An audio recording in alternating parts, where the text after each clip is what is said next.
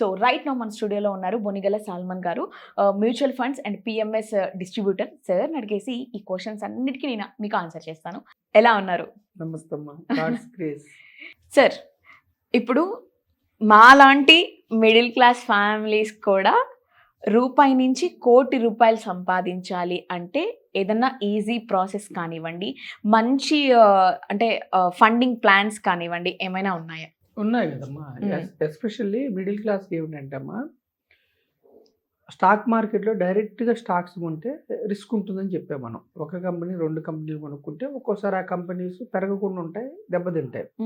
కానీ ఎలా కొనుక్కోవాలి? మీరు స్టాక్ మార్కెట్లో కంపెనీస్లో ఓనర్ అవ్వాలి, కానీ మీకు తెలియదు. సపోజ్ మీరు యాంకరింగ్లో బిజీగా ఉంటారు, మీకు సమయం ఉండదు, కంపెనీని రీసెర్చ్ చేసే సమయం ఉండదు, ఆ కంపెనీకి ఎలా లాభాలు వస్తున్నాయని. అలాంటప్పుడు మీరు మ్యూచువల్ ఫండ్స్ ఆశ్రయించవచ్చు. డైవర్సిఫైడ్ ఈక్విటీ మ్యూచువల్ ఫండ్స్ని ఆశ్రయిస్తే, ఓకే, మ్యూచువల్ ఫండ్స్ తీసుకుంటే మీకోసం మీరు ఎంత చిన్న మొత్తాన్ని పెట్టవచ్చు, 50 కంపెనీస్లో మీ డబ్బు పనిచేస్తుంది. మీరు 50 కంపెనీస్లో ఇంట్లో పడుకున్నా మీరు 50 కంపెనీస్లో ఓనర్స్ అవుతారు. ఓనర్స్ అయితే ఏమిటి మీకు లాభం అంటే, మీకోసం ఆ కంపెనీ డైరెక్టర్ పనిచేస్తాడు, బోర్డ్ ఆఫ్ డైరెక్టర్స్ పనిచేస్తారు, CEO పనిచేస్తాడు, ఎంప్లాయీస్ పనిచేస్తారు, ఆ కంపెనీ కన్జ్యూమర్స్ పనిచేస్తారు, కస్టమర్స్ పనిచేస్తారు, గూడ్స్ అండ్ సర్వీసెస్.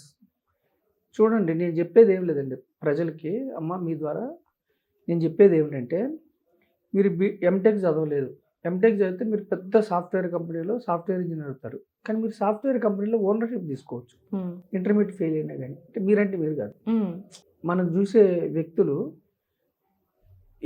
ఏదో పరిస్థితుల వల్ల మీరు పెద్ద చదువులు చదవకపోయినా మీరు పెద్ద సాఫ్ట్వేర్ కంపెనీస్లో ఓనర్స్ అవ్వచ్చు. మీరు MS కానీ MBBS కానీ చదవాలి, కానీ మీరు హాస్పిటల్లో ఓనర్స్ అవ్వచ్చు క్యాపిటల్ మార్కెట్స్ ద్వారా. ఓకే, మీరు MS MD చదివితే కిమ్స్ హాస్పిటల్లో డాక్టర్ అవ్వచ్చు. ఓకే, కానీ మీరు కిమ్స్ హాస్పిటల్ షేర్ కొనుక్కున్నారనుకోండి, మీరు part owner of the hospital. Oh fine. నేను అనేది ఏమిటంటే, మా క్యాపిటల్ మార్కెట్లో ఉన్న ఆపర్చునిటీస్ ఏమిటంటే, అయితే క్యాపిటల్ మార్కెట్లో రిస్క్ ఉంటుంది. అందుకని నేను ఏం చెప్తున్నా, ఒక కంపెనీని ప్రమోట్ చేయట్లేదు నేను. కిమ్స్ అనేది ప్రజలకు అర్థం కావడానికి చెప్తున్నాను. అంటే కిమ్స్ కొనుక్కోమని చెప్పట్లేదు, వద్దని చెప్పట్లేదు. గ్రూప్ ఆఫ్ కంపెనీస్ కొనుక్కోమంటున్నా. గ్రూప్ ఆఫ్ కంపెనీస్ అంటే ఒక 30-50 కంపెనీస్.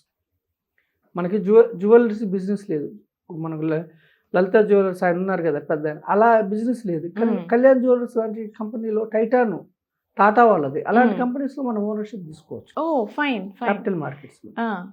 సో సామాన్య మానవులు కోటీశ్వర్లు కావాలంటే మీరు ఇప్పుడు పని చేస్తే వచ్చేది యాక్టివ్ ఇన్కమ్. ఓకే, మీరు ఈరోజు పని చేయకపోతే ఆగిపోతుంది. ఓకే, దీన్ని మీరు ప్యాసివ్ ఇన్కమ్ కింద మార్చాలి. ఎలా మార్చాలి? లేకపోయినా కానీ అవి వచ్చేది. ఎలా మార్చాలి? ఒక 10 years మీరు ఇన్వెస్ట్మెంట్ చేసుకోవాలి.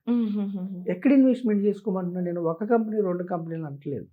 ఒక కంపెనీ 2 కంపెనీ 5 కంపెనీలు 10 కంపెనీలు మీరు రీసెర్చ్ చేసి నాలెడ్జ్ పెట్టి తీసుకుంటారా, మీ ఇష్టం, నేను కాదనట్లేదు.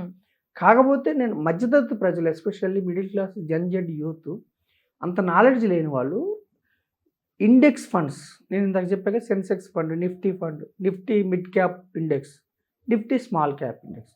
మిడ్ క్యాప్ ఇండెక్స్ అంటే ఏంటంటే టాప్ 100 కంపెనీస్ని లార్జ్ క్యాప్ అంటారమ్మా. ఓకే, టాప్ అంటే number of shares into share value, ఏది రేట్ ఎక్కువ ఉంటే అది టాప్ కంపెనీ. అలా టాప్ 100 లార్జ్ క్యాప్. మీరు ఒక లార్జ్ క్యాప్ ఫండ్ తీసుకున్నారనుకోండి, ఇండియాలో ఉన్న టాప్ 100 కంపెనీస్లో మీరు ఓనర్ అవుతారు. ఒకవేళ మిడ్ క్యాప్ తీసుకున్నారు, నెక్స్ట్ 101 to 250, అంటే next top 101 company to 250 companies మధ్యలో మీరు ఓనర్ అవుతారు. ఫైన్. స్మాల్ క్యాప్ తీసుకున్నారనుకోండి అమ్మ, 251 to 500, అంటే 5,000 కంపెనీస్ ఉంటే మొదట 500 కంపెనీస్ని మనం స్టాక్ మార్కెట్ అని చెప్తాం. ఓకే, 5,000 కంపెనీల గురించి చెప్పాం. సో ఇక్కడ ఏమిటి ప్రజలు అర్థం చేసుకోవాల్సిన సూక్ష్మం ఏమిటంటే, ఖచ్చితంగా ఎవ్రీ ఇయర్ గ్యారంటీ రిటర్న్స్ ఉండవు, కానీ లాంగ్ రన్లో ఒక 10 years 15 years మీరు ఇన్వెస్ట్ చేస్తే ఒక డీసెంట్ అమౌంట్ 10 నుంచి 15,000 మీరు ఇన్వెస్ట్ చేస్తే ఖచ్చితంగా 12 నుంచి 15 ఏళ్ళలో మీరు 1 crore సంపాదించుకుంటారు. ఆ 1 crore ఒకటేసారి తీసుకోకుండా మీరు నెల శాలరీ లాగా, అంటే SWP అనే వర్డ్ అంటారు మ్యూచువల్ ఫండ్స్లో, ఇక్కడ నేను శాలరీ అంటున్నాను, లేమ్యాన్కి అర్థం కావట్లేదు. మీకు 1 lakh శాలరీ అకౌంట్లో పడిపోతుంది, లైఫ్ లాంగ్ పడుతుంది. మీరు ఒక 10 to 15 years ఇన్వెస్ట్ చేసుకున్న తర్వాత ఒకసారి 1 crore సంపద మీరు సృష్టించుకుంటే జీవితకాలం మీకు ₹1,00,000 ఇంట్లో పడుకున్న వస్తుంది. ఆ 1,00,000 అనే మనీ ఫిగరే చాలా టెంప్టింగ్ ఉందంటే, దాన్ని ఇంకా డబుల్, ట్రిపుల్ చేస్తే వచ్చే ఇన్‌కమ్ ఇంకా బావుంటుందని నాకు అనిపిస్తుంది సార్. అయితే ఓకే. ఏమిటంటే ఇక్కడ నేను ప్రజలకి అవేర్‌నెస్ కోసం కంపెనీ పేర్లు చెప్పాను. సింగిల్ స్టాక్ ఎప్పుడు తీసుకోకూడదు. ఓకే. సింగిల్ స్టాక్ తీసుకుంటే ఎంత మంచి కంపెనీ అయినా ఒక్కొక్కసారి కొన్ని ఫ్రాడ్స్ అవుతాయి. కొంతమంది మేనేజ్మెంట్ ఫ్రాడ్ చేయటం, లేకపోతే సేల్స్ సరిగ్గా లేకపోతే కాంపిటీషన్‌లో వెనకబడటం జరుగుతాయి. అప్పుడు మీరు నష్టపోతారు. అంటే అప్పుడు వెంటనే వదిలించుకోవాలి. స్టాక్ మీద, కంపెనీ మీద ప్రేమ పెంచుకోకూడదు. అంటే ఉదాహరణ కోసం చెప్తాను. ఒకప్పుడు ఐడియా టాప్ ఉండేది. 200 అలా ఉండే స్టాక్. ఈరోజు 20 అలా ఉంది.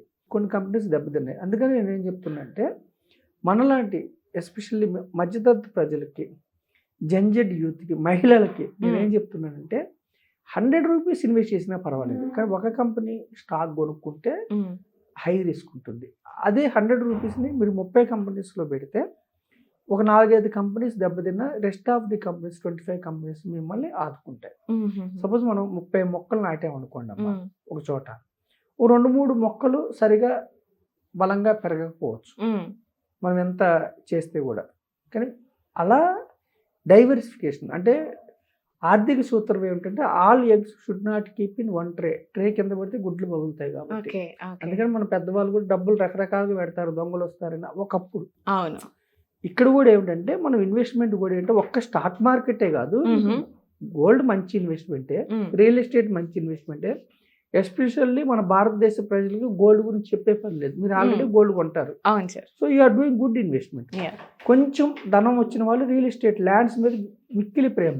ల్యాండ్స్ కొంటారు, ఇల్లు కొంటారు, లేదంటే హౌసింగ్ లోన్ తీసుకున్నారు. సో ల్యాండ్స్ గురించి మనం చెప్పట్లేదు. ఓకే. సో తెలియని ఇన్వెస్ట్మెంట్ని పరిచయం చేస్తున్నా. ఈక్విటీస్లో కూడా ఒక కంపెనీ 2 కంపెనీలు కాకుండా diversified mutual funds, index funds లేదా ఈటీఎఫ్లు పెడితే మీరు 12 to 15 ఇయర్స్లో 1 CR టార్గెట్ చేయండి అమ్మా. సపోజ్ ఎవరైతే 30,000, 50,000 ఉందో వాళ్ళు 1 CR టార్గెట్ చేయడం ఈజీ. ఎవరికైతే ₹1,00,000 వస్తుందో 2 నుంచి 3 కోట్లు టార్గెట్ చేయొచ్చు. ఎవరైతే 2 lakhs, 3 lakhs వస్తుందో వాళ్ళు 10 కోట్లు టార్గెట్ చేయొచ్చు. అంటే ఇప్పుడు ఎవరికైతే 50,000 వస్తుందో వాళ్ళ లివింగ్ స్టైల్ ఒకలాగా ఉంటుంది. సో వాళ్ళు ఫైనాన్షియల్ ఫ్రీడమ్ పొందాలంటే ఫస్ట్ ఏమిటంటే ఇన్వెస్ట్మెంట్ చేసుకోవాలి.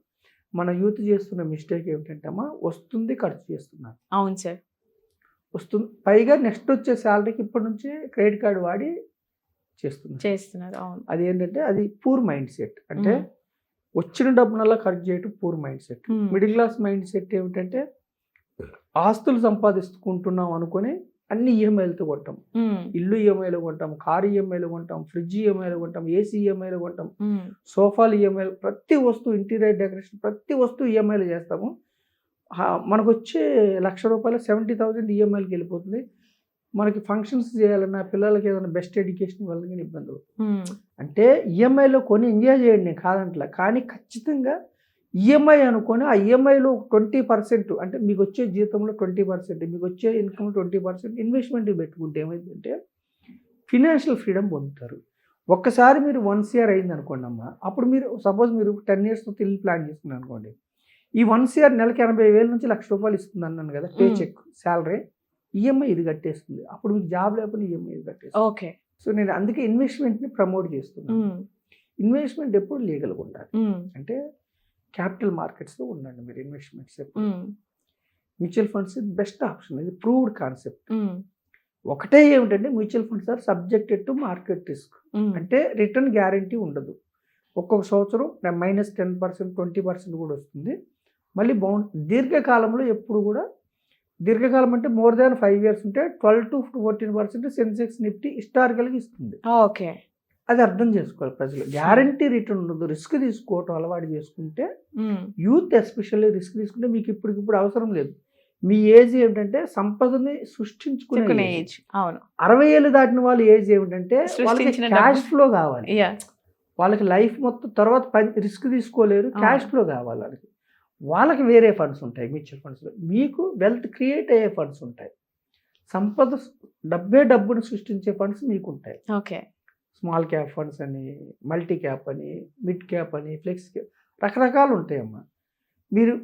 మీరేం చేయాలి, మీరు ఇన్వెస్ట్మెంట్ చేస్తూ మీ స్కిల్ మీ యొక్క వర్క్ మీద పెట్టాలి. ఇప్పుడు మీరు యాంకరింగ్ అనుకోండి, ఇంకా మీరు ఎలాంటి ఇంటర్వ్యూస్ చేస్తే ఫేమ్ అవుతారు, ఇంకా ఏది చేస్తే మీకు అలా సాఫ్ట్వేర్ అనుకోండి, వాళ్ళ స్కిల్స్ డెవలప్ చేసుకుంటారు. అంటే మీకున్న స్కిల్ని మీరు డెవలప్ చేసుకోవడం మీద మీరు పెట్టి ఇన్వెస్ట్మెంట్ అనేది మీరు ఇన్వెస్ట్మెంట్లో ఏంటి మన ప్రజెన్స్ ఉండకూడదు. మీరు 8 గంటలు ఇక్కడ పని చేస్తున్నారమ్మా, సెకండ్ ఇన్కమ్ జనరేట్ చేసుకుంటే మళ్ళీ మీరు శారీరకంగా శ్రమ పడకూడదు. మీరు మానసికంగా శారీరకంగా హ్యాపీగా ఉండాలి. ఓకే. మీరు ఇన్వెస్ట్ చేస్తే ఏంటంటే మీకోసం వేరే వాడు పని చేస్తాడు, అది ఇన్వెస్ట్మెంట్. ఓకే. మీకు డబ్బు సృష్టించడానికి వేరే వాడు పని చేయాలి, అది ఇన్వెస్ట్మెంట్. దాన్ని మనం ప్రమోట్ చేస్తున్నాం. ఫైన్ ఫైన్ ఫైన్ సో సామాన్య మానవుడు కోటీశ్వరుడు అవడం చాలా easy. Okay. Start investing early, వెంటనే స్టార్ట్ చేయండి, లేట్ చేయొద్దు. ఓకే. వచ్చిన డబ్బులు ఫస్ట్ ఇన్వెస్ట్మెంట్ చేసిన తర్వాత ఖర్చు పెట్టుకోవాలి. Fine. Thank you so much sir. So guys చూస్తున్నారు కదా, జస్ట్ 1 రూపీ ఇన్వెస్ట్ చేయండి చాలు, లేదా 10 రూపీస్ పర్ డే ఇన్వెస్ట్ చేయండి చాలు.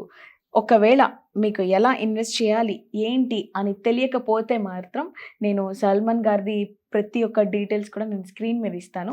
సార్ని అడిగి సజెషన్స్ తీసుకొని ఎలా ప్రాపర్గా ఫెయిల్ అవ్వకుండా మనం ఇన్వెస్ట్ చేయాలి అని చెప్పేసి కూర్చొని మాట్లాడుకొని మీరు ఇన్వెస్ట్మెంట్స్ ఈ రోజు నుంచే స్టార్ట్ చేయండి, అస్సలు డిలే చేయొద్దు. Thank you so much. ఇంకో గెస్ట్తో నేను మళ్ళీ మేము ముందుంటాను.